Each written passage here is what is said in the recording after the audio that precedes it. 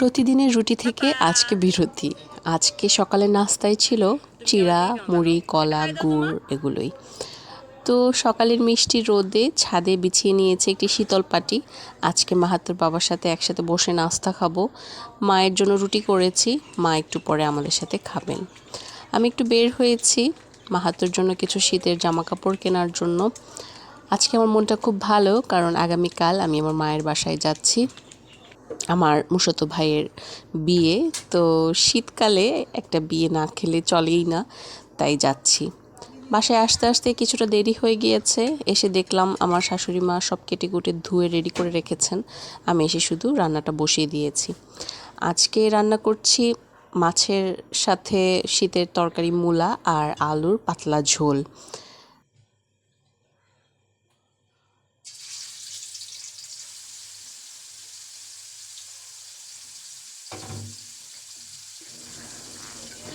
আমি যখন রান্না করি আমার ছোট্ট দুষ্টু পাখিটা ওখানে বসে থাকে। সে আমার সাথে নানা কাজ করে, আমার বিভিন্ন কাজে আমাকে সাহায্য করে। তো এই তো আমি মাছগুলো ভেজে নিচ্ছি ভালো করে। মাছ ভাজা হয়ে গেলে আমি অবশিষ্ট বাকি তেলগুলোতে একটু গোটা জিরা ফোড়ন দিয়ে নেব।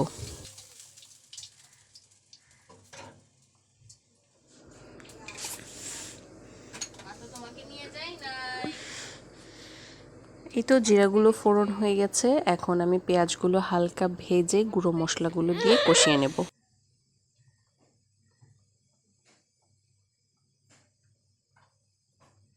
মা কোথায় গিয়েছি?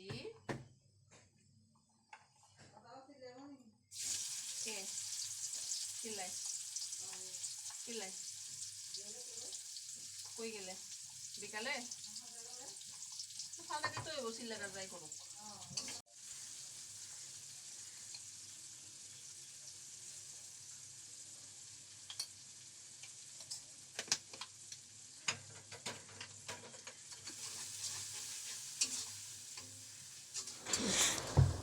গুঁড়ো মশলাগুলো তেলের মধ্যে ভালো করে কষিয়ে নিচ্ছি একটু সামান্য জল দিয়ে। তারপর কষানো হলে আদা বাটাটা দিয়ে দিব। আদা বাটাটাও একটু কষিয়ে নেব। যদিও শীতকালের তরকারিতে তেমন একটা মশলার প্রয়োজনই হয় না, কিন্তু যেহেতু মাছটা একটু বড় তাই একটু আদা বাটা দিয়ে রান্না করছি।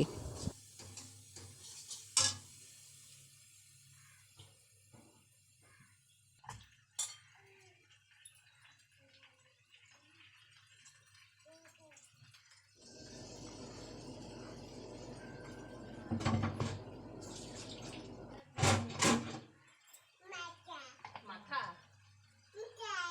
মিঠাই কোথায়? মিঠাই নাই।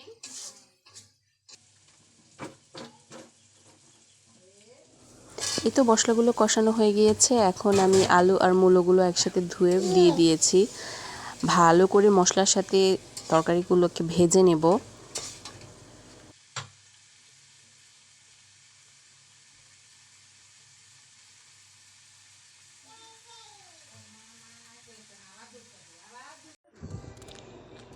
এই ফাঁকে আমার মাহাতো সোনা এসে একটু দেখা করে আবার ফাঁকি দিয়ে চলে গেল।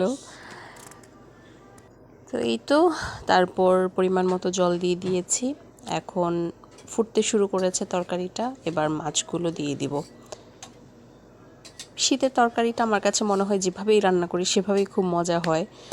এই জন্য আমার শীতকালটা ভালোই লাগে, কারণ অনেক রকম ভ্যারাইটিস সবজি পাওয়া যায়।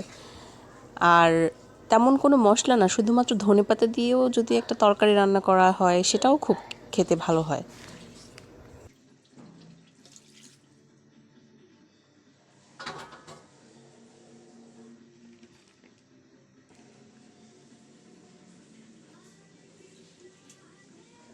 তো এই তো একে একে কিছু কাঁচামরিচ দিয়ে নিলাম, আর নামানোর আগে দিয়ে সামান্য কিছু জিরা গুঁড়ো আর খুব সামান্য পরিমাণে একটু গরম মশলার গুঁড়ো দিয়ে নিয়েছি।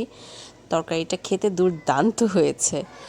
দুপুরে মা আর আমি ছিলাম বাসায়, তো আমরা বসে গিয়েছি খাওয়ার জন্য।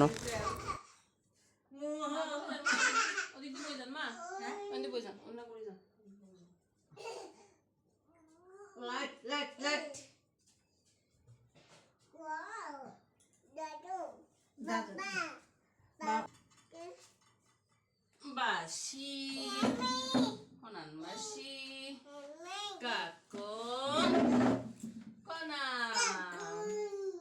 কাকুই কোনা আমার আগে প্রসাদটা খাইলাম কোনা